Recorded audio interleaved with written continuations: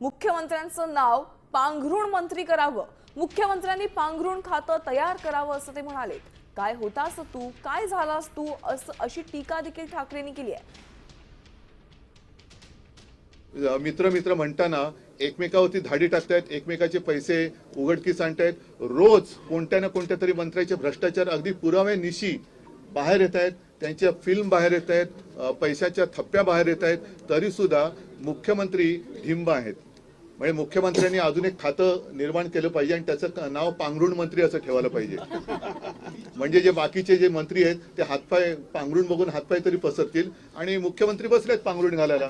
मला वाटतं सन्माननीय उद्धवजी ठाकरे साहेबांनी या खोट्या कारणातून बाहेर यावं। हिंदुत्वाविषयी भाषण करायला आपल्याला मैदान आहे, खोट्या करायला आपल्याला मैदान आहे। आपण हे विधिमंडळाचं सभागृह चालू आहे, आपण विधिमंडळाच्या सभागृहात किती वेळ बसलात? महाराष्ट्रातल्या शेतकऱ्यांविषयी 2 वाक्य आपण त्या ठिकाणी काढलीत का? उपेक्षित वंचित घटकाच्या उन्नतीसाठी 2 शब्द आपण विधिमंडळात बोललात का? याचं पहिलं उत्तर त्या ठिकाणी त्यांनी द्यावं। त्याच्यामुळे मला वाटतं शेतकरी आज आपत्ती शेतकऱ्यावर आले।